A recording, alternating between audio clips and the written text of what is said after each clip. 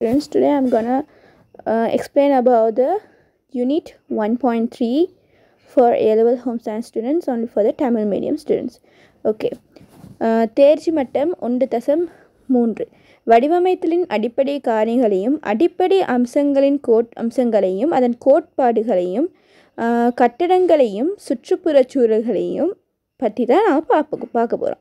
அது இப்போ இதில் கற்றற்பேறுகள் என்னன்னு பார்த்தா வடிவமைப்பின் அடிப்படையான ஒரு காரணியாக எண்ணக்கருவை நாங்கள் பார்க்க போகிறோம்.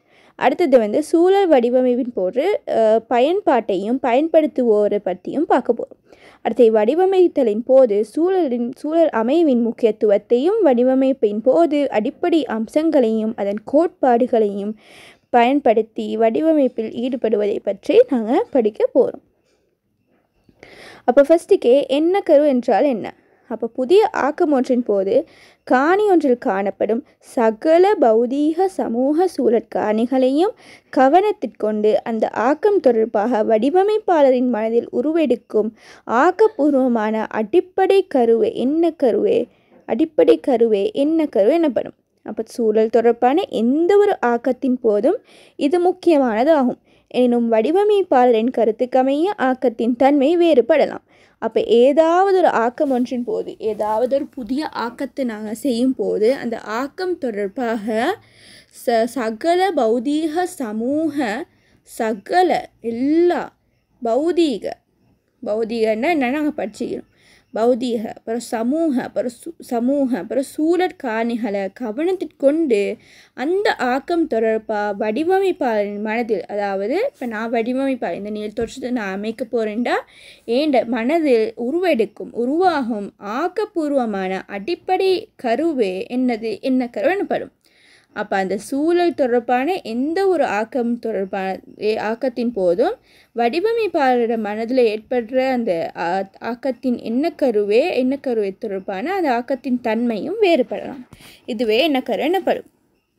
இது பயன்பாடும் பயன்படுத்துவோரும் ஏதாவது ஒரு ஆக்கம் தொடர்பாக கவனிக்கப்படும் போது அதில்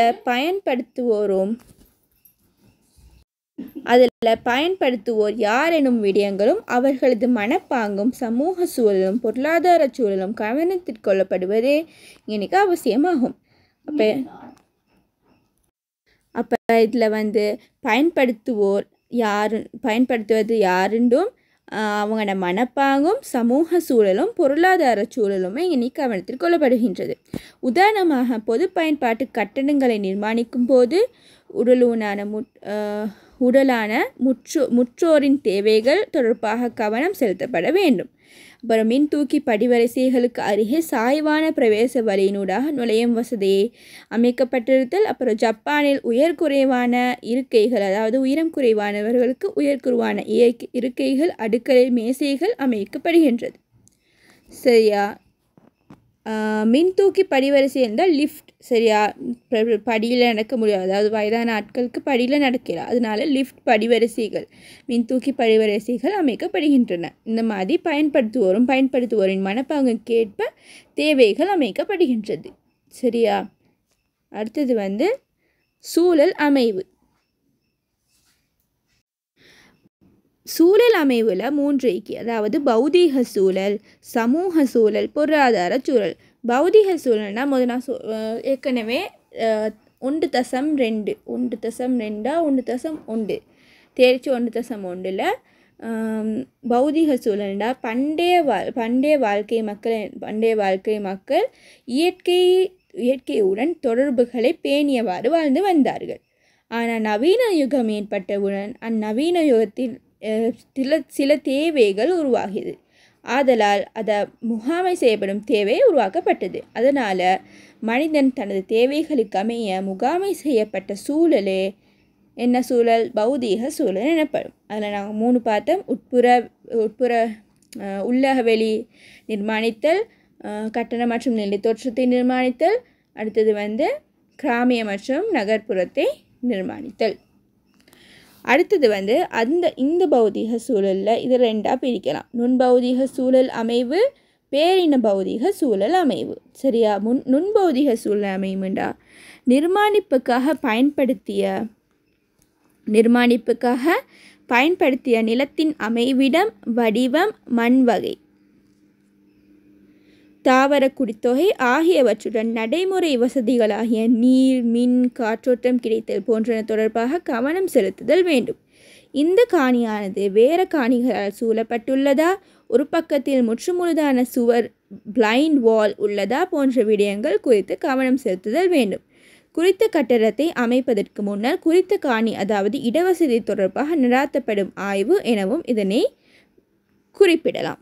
சரியா? அப்போ நாங்கள் நிர்மாணிப்பு அப்படின்னா நாங்கள் இப்போ ஒரு வீடு அமைக்க போகிறோம். அந்த வீடுக்கான அந்த நிலத்தில் அதில் அமைவிடம், அதில் வடிவம், அதில் மண் வகை, அதில் தாவரம் வளரக்கூடிய அந்த குடித்தொகை, அடுத்தது நடைமுறை வசதி, அதாவது நீர் கிடைக்குமா, மின் கிடைக்குமா, காற்றோட்டம் இருக்குதா, நல்ல சுத்தமான காற்றோட்டம் இருக்குதா, இந்த மாதிரி எல்லாம் பார்த்து இதெல்லாம் கவனம் செலுத்த வேண்டிய விடயங்கள்.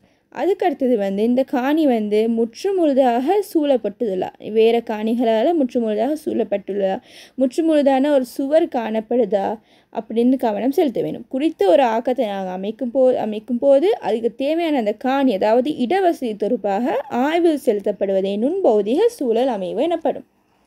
சரியா? அடுத்தது பேரின பௌதீக சூழல் அமைவு. அப்போ தெரிவு செய்த நிலம் அமைந்துள்ள பரந்த பிரதேசம் அல்லது நகரம் இதில் அடங்கும். இப்போ நாங்கள் தெரிவு செய்த நிலம் அதில் அந்த பரந்த பிரதேசம் இல்லாட்டி அந்த நகரத்தை நாங்கள் தெரிவு செய்த இடமிக்கிற நகரத்தை நாங்கள் இதில் சொல்லுவோம் பேரின பௌதிக சூழல் அமைவு. அப்போ அந்த நகரம் ஒன்றில் குடியிருப்பு பிரதேசங்கள் வேறாக்கப்பட்டிருக்கும். அப்பிரதேசங்களில் மாத்திரம் வீடுகள் அமைக்கப்பட வேண்டும். கைத்தொழில் பிரதேசங்கள் வீடுகள் அமைத்தல் ஆகாது. ஒட்டுமொத்தமாக இந்த பிரதேசத்தில் நீர் வழிந்தோல், தாவரங்களின் அமைவு, அமைந்துள்ள நிறுவனங்கள், கட்டடங்களின் உயரம், அவற்றின் இயல்புகள், புறத்தோற்றம் போன்றன குறித்து கவனம் செலுத்த வேண்டும். நாம் புதிதாக அமைக்க எதிர்பார்க்கும் வாழ்க்கை சூழலில் அடங்கியுள்ள ஒட்டுமொத்த பௌதீக சூழல் தொடர்பாக நடாத்தும் ஒரு ஆய்வாக இதனை குறிப்பிடலாம். அப்போ நாங்கள் இந்த காணி செலக்ட் பண்ணிக்கிற இந்த இடம் அதாவது இந்த டவுன், இந்த நகரத்தை எப்படி இந்த நகரம் இந்த நகரம் பற்றி நாங்கள் ஆய்வு செய்கிறது தான் சொல்கிறேன் பேரின பௌதிக சூழல் அமைவு. நுண்பௌதிக சூழல் அமைவுனா அந்த நிலத்தை பற்றி மற்றும் ஆய்வு செய்கிறேன். பேரின பௌதிக சூழல்னா அந்த அமைந்துள்ள அந்த நிலம் அமைந்துள்ள பிரதேசம் இல்லாட்டி அந்த நகரத்தை பற்றி ஆய்வு செய்கிறது தான் பேரின பௌதிக சூழல் அமைவு எனப்படும். அடுத்தது சமூக சூழல். அதில் அரசியல், கலாச்சார, உளவியல் எல்லாம் வரும். சரியா? அப்போ இந்த குடும்பத்தில் வாழும் உறுப்பினர்களுக்கு இடையிலான தொடர்புகள் சமூக சூழல் நாம் பார்த்தோம். தன் குடும்ப அதாவது தேர்ச்சி 1.2 தன் குடும்ப உறுப்பினர்களும் தன் குடும்பத்துக்கு அடிப்பட்டோரின் தொடர்புகளும் வேற என்ன விருப்பு வெறுப்புகளும் இதெல்லாம் தான் சமூக சூழல்னு நாங்கள் பார்த்தோம். அப்போ அதே தான் எனக்கு விரிவாக தந்திருக்கு. அப்போ அந்த குடும்பத்தில் வாழும் உறுப்பினர்களுக்கு இடையிலான தொடர்புகளும் குடும்பத்தில் வாழ்கிற உறுப்பினர்களுக்கு அம்மாக்கும் பிள்ளைக்கும் இடையிலான தொடர்பு, அண்ணாக்கும் தங்கைக்கும் இடையிலான தொடர்பு, அதாவது பிடிஎஸ்ல படிச்சிருப்பீங்க அந்த மாதிரி தொடர்புகளும் அவர்களது உள சௌகரியம் அதாவது அவங்களுக்கு தேவையான தேவைகள் தொடர்பான பரிமாணங்களை இனங்காண்பது அவசியமாகும். அடுத்தது பௌதிக சூழலில் வாழ்வோரின் குடும்பங்களுக்கு இடையிலான இடைத்தொடர்புகள் சமூக சூழலாக குறிப்பிடலாம். அப்புறம் சமூக சூழலில் வாழும் குடும்பம் விரிந்த குடும்பமா இல்லாட்டி கரு குடும்பமா? விரிந்த குடும்பம்னா நிறைய ஆட்கள் கொண்ட குடும்பம். கரு குடும்பம்டா கொஞ்சம் ஆட்கள் கொண்ட குடும்பம், அதாவது அம்மா அப்பா பிள்ளை, இவ்வளோ தான் கரு குடும்பம். விரி குடும்பம்டா அம்மா அப்பா சித்தப்பா சித்தி தாத்தா பாட்டி இவங்கெல்லாம் இருக்கிறோம். சரியா? அப்போ மேலும் அங்கு வாழ்வோருக்கும் சமூக சூழலுக்கும் இடையிலான அங்கனைக்கு வாழ்வோருக்கும் அவங்களுக்கும் சமூகத்துக்கும் இடையிலான தொடர்பு அதெல்லாம் கவனத்தில் கொள்ள வேண்டும். இது நிதமும் விருந்தினர் வருகை தரும் வீடா இல்லாட்டி சமய சூழலா இல்லாட்டி அரசியல் சூழலா என்பதை குறித்து கவனம் செலுத்தப்பட வேண்டியதே சமூக சூழல் எனப்படுகின்றது. அதாவது அரசியல், கலாச்சார, உளவியல் இது மூணையும் கவனத்தில் கொள்வது, இது தொடர்பான ஆய்வு செய்கிறது. அடுத்து பொருளாதார சூழல். பொருளாதார சூழல்டா சிறப்பான வாழ்க்கை சூழல் உருவாக்குறதுக்கு எங்களுக்கு செலவிடத்தக்க தொகை குடியிருப்பாளர்களின் வருமானத்துடன் பொருந்தி அமைதல் வேண்டும். அப்போ எங்களுக்கு சல்லி தேவை. நாங்கள் வந்து எங்களோட தேவைகளை பூர்த்தி செய்வதற்கான எங்களுக்கு தொகை தேவை. அந்த கட்டடம் ஒன்று அமைக்கும் போது அதற்கு நாங்கள் செலவிடத்தக்க தொகையை சரியான பொருளாதார முறையொன்றிற்கு தீர்மானிப்பதே இந்த பொருளாதார சூழல் எனப்படுகின்றது. அப்போ இயற்கை ஒளியை பெற்றுக்கொள்வதற்கு தொடர்பாக எப்போதும் கருத்தில் கொள்வதன் மூலம் செயற்கை ஒளியூட்டலுக்கான செலவை குறைத்து கொள்ளலாம். இப்போ வீட்டில் மட்டும் இந்த ஒளியூட்டம், அதாவது செயற்கை ஒளியை பயன்படுத்திட்டு காலையில் வந்து இயற்கை ஒளிகளை பயன்படுத்தலாம். அதாவது வீட்டுக்கு செயற்கையாக ஒளி மற்றும் காற்றோட்டம் ஆகியவற்றை பெறுவதற்கு எப்போதும் முயற்சி செய்வதன் மூலம் நாட்டின் பொருளாதாரத்திற்கு பிரதிகூலமான தன்மை ஏற்படும். அதனால் இயற்கையாக பயன்படுத்த வேண்டும். சரியா? இதுதான் பொருளாதார சூழல். அடுத்தது வடிவமைப்பின் அடிப்படை அம்சங்கள் மற்றும் அதன் கோட்பாடுகள். அப்போ அந்த வடிவமைப்பு ஆக்கமொன்றின் வெற்றிக்கு அடிப்படை அம்சங்களும் கோட்பாடுகளும் முக்கியமானதாகும்.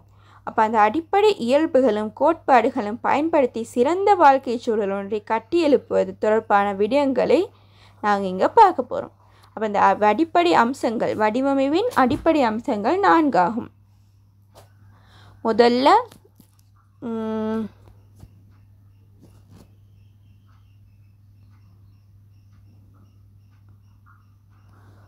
ஒரு வடிவமை நாங்கள் அமைக்கும் போது அதுக்கு சில வகையான கோடுகள் இருக்கும். சரியா? சில வகையான கோடுகள் இருக்கின்றது. அப்போ அதை ஃபஸ்ட்டுக்கே வடிவம் ஒன்று அமைக்கும் போது கோடுகளால் தான் ஒரு வடிவம் அமைக்கப்படும்.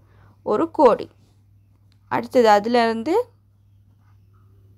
ஒரு வடிவம், அதிலிருந்து ஒரு நிறம், அதிலிருந்து அதை நாங்கள் தொட்டு பார்க்கும்போதே ஏற்படும் இலையமைப்பு. இதனாலும் தான் வடிவமைப்பின் அடிப்படை அம்சங்கள். சரியா?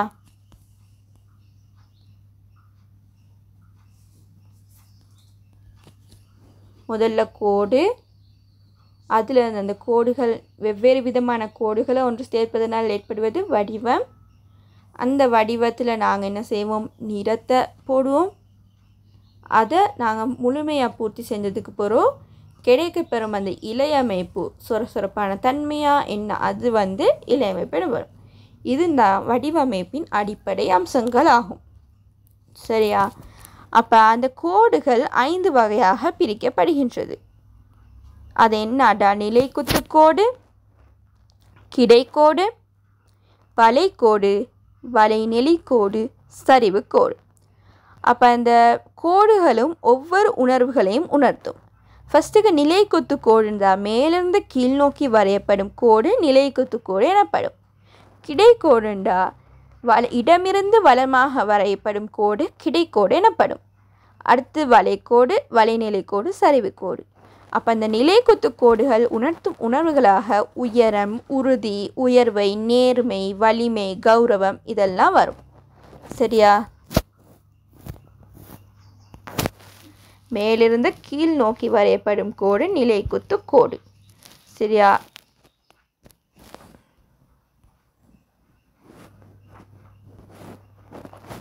இது உணர்த்தும் உணர்வுகளாக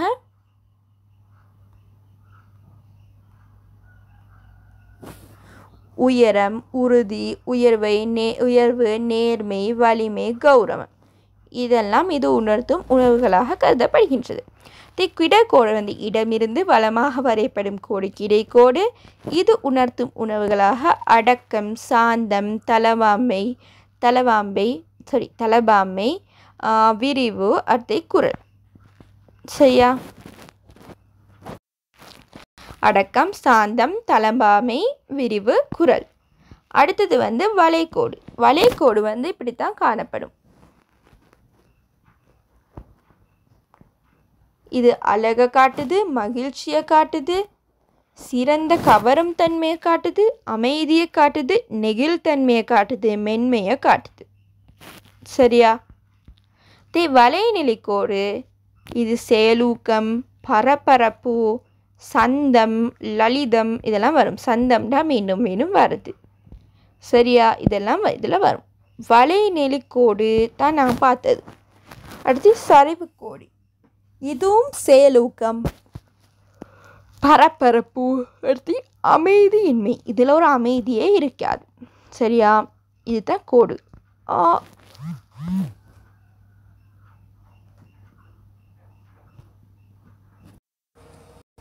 அப்போ நிர்மாணிப்புக்கென கோடுகள் பயன்படுத்தப்பட்டுள்ள விதத்தை பின்வரும் படங்களின் மூலம் விவரிக்குக.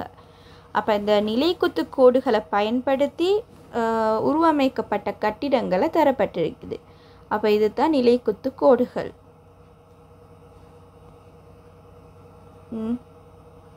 இப்படி இப்படி இந்த நிலைக்குத்து கோடுகளை பயன்படுத்தி இது என்ன உணர்வை காட்டுது?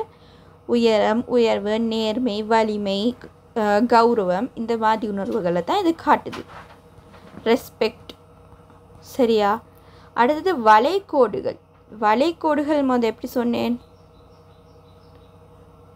வளைகோடுகள்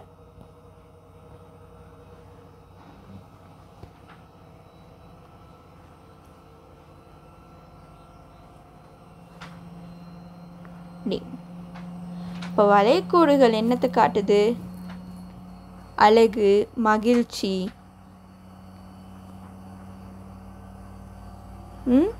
அழகு, மகிழ்ச்சி,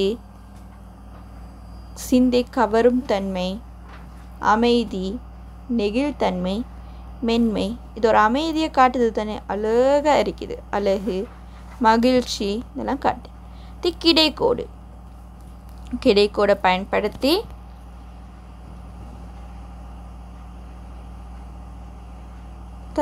இந்த இது இங்கிட்ட சைட், இங்கிட்ட ஒரு கிடைக்கோடு,